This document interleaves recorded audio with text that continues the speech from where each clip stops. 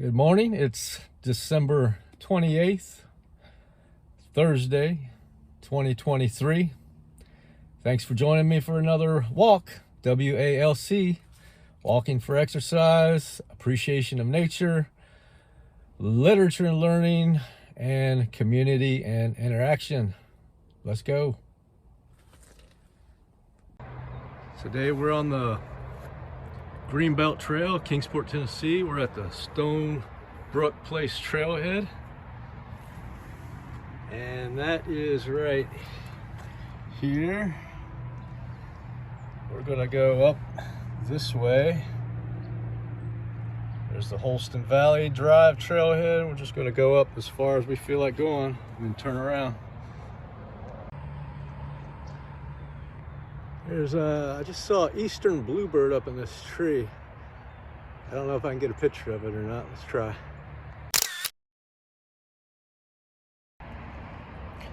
One thing you see along this trail sometimes are these white rocks that are painted. They've got different designs on them. And sometimes they've got more information on the back. I think there's a website where you can say you found this rock over here or something like that. There's Bays Mountain out in the distance, shrouded in fog. This used to be an old putt-putt golf course here. An American robin there, pecking on the golf course.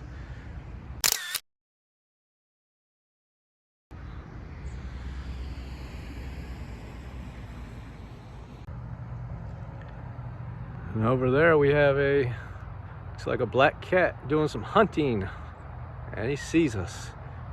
He wonders, what are we doing?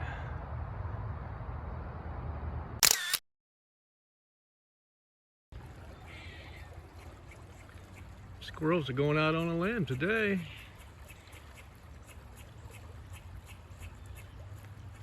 Another one up here.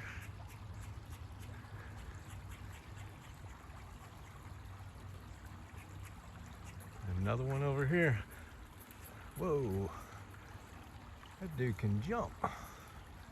Whoa.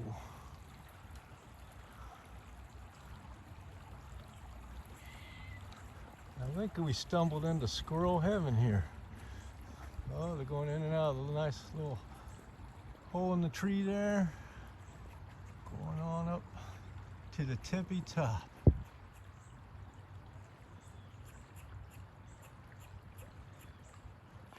So it's a little colder out here today. It's about 40, 41 degrees. We have some type of a monument or something here. Let's check this out. A big millstone, is that what that is? It says Kingsport Milling. This first mill on this location in 1814. Okay, became known as Gibson Mill. So that's the road we were just on, Gibson Mill Road up here. So that's what it's got a date on there, 1953. Wow, you learn something every day. Looks like a red-bellied woodpecker just flew away. He's up in that dead tree over there. Let's see if I can get a shot of him.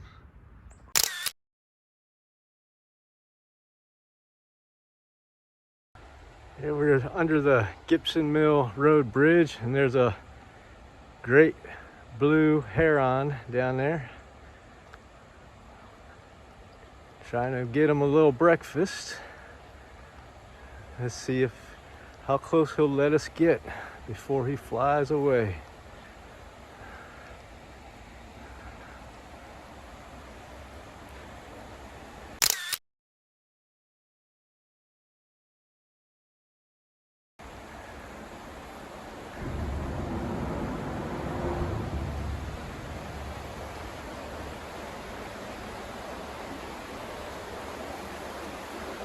There he goes.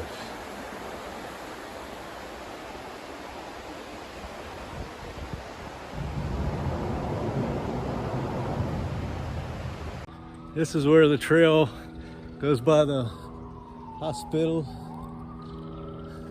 up here. Reminds me of a joke my dad used to say. He said the doctor called him and he told him he had good news and bad news. Which one do you want first? He said, give me the good news. He said, you got 24 hours to live. He said, that's the good news. What's the bad news? He said, I forgot to call you yesterday. There's my belted kingfisher.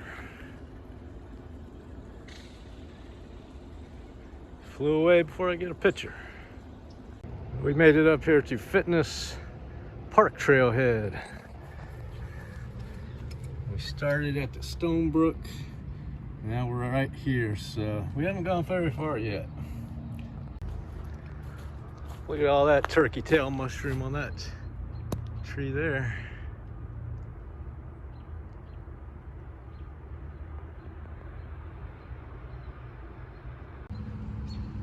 There's another great blue heron down there.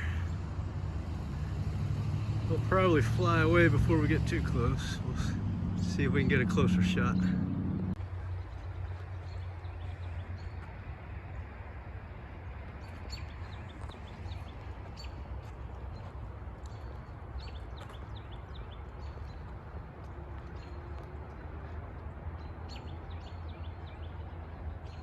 Just taking some pictures, Mr. Heron. Not gonna bother you. Just go ahead and do your hunting.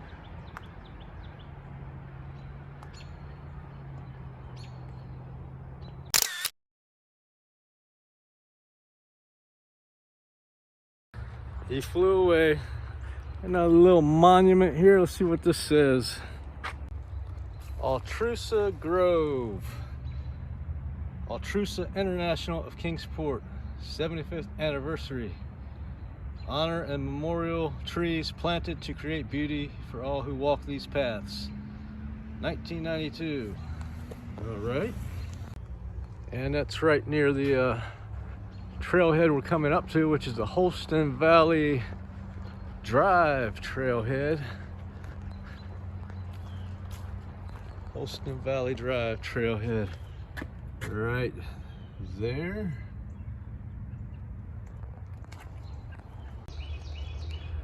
Some yellow rump warblers flying around right in here.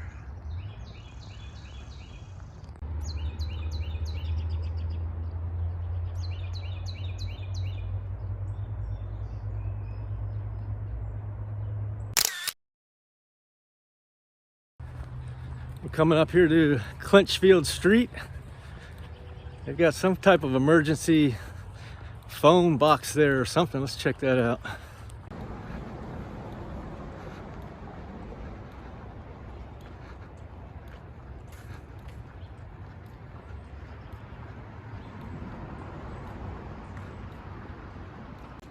Got some mallard ducks down there.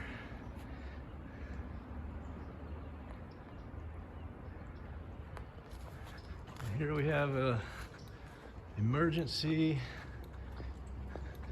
There's a speaker there. I wonder if that actually works. I'm not gonna try it.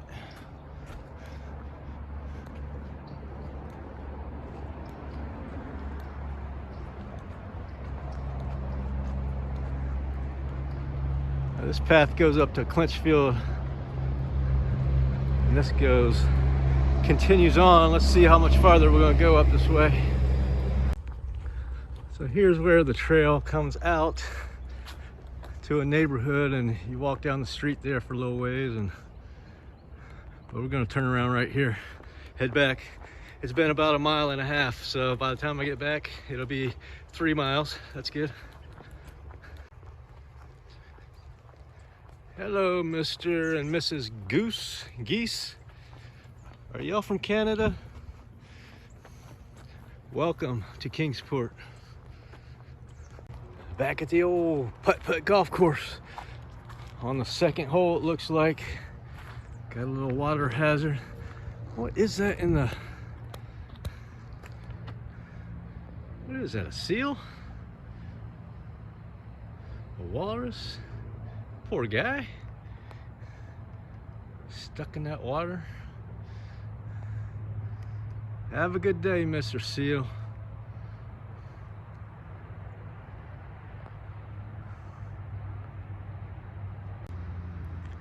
I guess it used to be called Ocean Quest Mini Golf. Now it's for sale. 10.12 acres, zoned B3. And they have a driving range. It used to be a driving range right over here. So we're back in the car, obviously, and we're going to pick up where we left off on James Allen's The 8 Pillars of Prosperity. Take any natural object and you will find its fundamental processes in the mental sphere if you rightly search. Consider, for instance, the germination of a seed and its growth into a plant with the final development of a flower and back to seed again. This also is a mental process. Thoughts are seeds, which falling in the soil of the mind germinate and develop until they reach the completed stage, blossoming into deeds, good or bad, brilliant or stupid, according to their nature, and ending as seeds of thought to be again sown in other minds. A teacher is a sower of seed, a spiritual agriculturist, while he who teaches himself is the wise farmer of his own mental plot. The growth of a thought is as the growth of a plant. The seed must be sown seasonably, and time is required for its full development into the plant of knowledge and the flower of wisdom. While writing this, I pause and turn to look through my study window, and there, 100 yards away, is a tall tree, in the top of which some enterprising rook from a rookery hard by has, for the first time, built its nest. A strong northeast wind is blowing, so that the top of the tree is swayed violently to and fro by the onset of the blast. Yet there is no danger to that frail thing of sticks and hair, and the mother bird sitting upon her eggs has no fear of the storm. Why is this? It's because the bird has instinctively built her nest in harmony with principles which ensure the maximum strength and security. First, a fork is chosen as the foundation for the nest, and not a space between two separate branches, so that however great may be the swaying of the tree top, the position of the nest is not altered, nor its structure disturbed. Then the nest is built on a circular plan so as to offer the greatest resistance to any external pressure, as well as to obtain more perfect compactness within, in accordance with its purpose. And so, however the tempest may rage, the birds rest in comfort and security. This is a very simple and familiar object, and yet, in the strict obedience of its structure to mathematical law, it becomes to the wise a parable of enlightenment, teaching them that only by ordering one's deeds in accordance with fixed principles is perfect surety, perfect security, and perfect peace obtained amid the uncertainty of events and the turbulent tempests of life.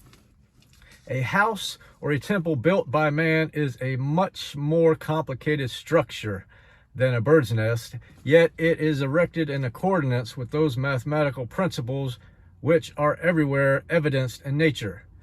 And here is seen how man, in material things, obeys universal principles. He never attempts to put up a building in defiance of geometrical proportions, for he knows that such a building would be unsafe, and that the first storm would, in all probability, level it to the ground, if indeed it did not fall about its ears during the process of erection.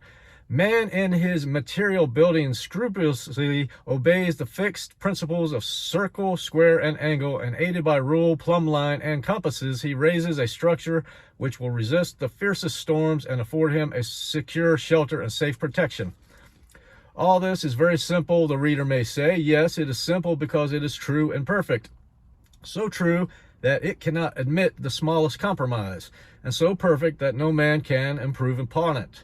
Man, through long experience, has learned these principles of the material world and sees the wisdom of obeying them, and I have thus referred to them in order to lead up to a consideration of those fixed principles in the mental or spiritual world, which are just as simple and just as eternally true and perfect, yet are at present so little understood by man that he daily violates them because ignorant of their nature and unconscious of the harm he is all the time inflicting upon himself. In mind as in matter, in thoughts as in things, in deeds as in natural processes, there is a fixed foundation of law which, if consciously or ignorantly ignored, leads to disaster and defeat. It is indeed the ignorant violation of this law which is the cause of the world's pain and sorrow.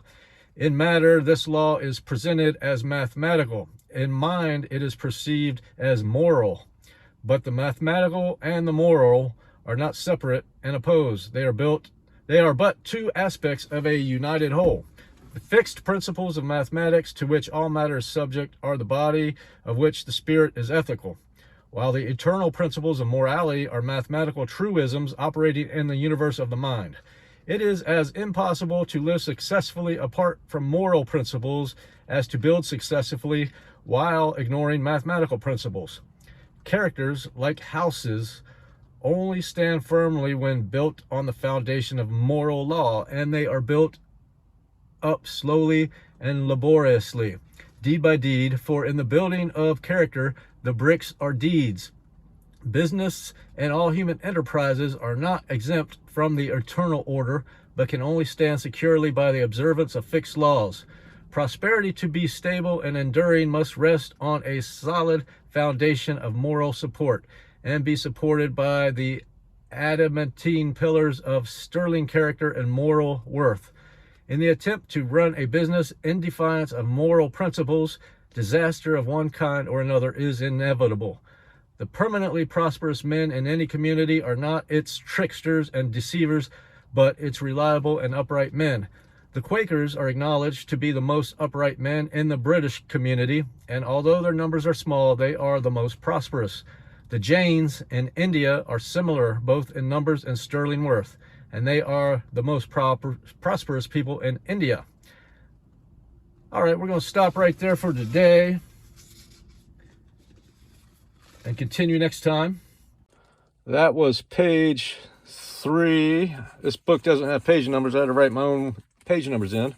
Page 3, page 4, or actually that was page 2, page 3, and part of page 4. So we'll pick up next time right there. So that's going to do it for today's video. Thanks for walking with me today. I hope you have a great day. Catch you next time. Roger, over and out.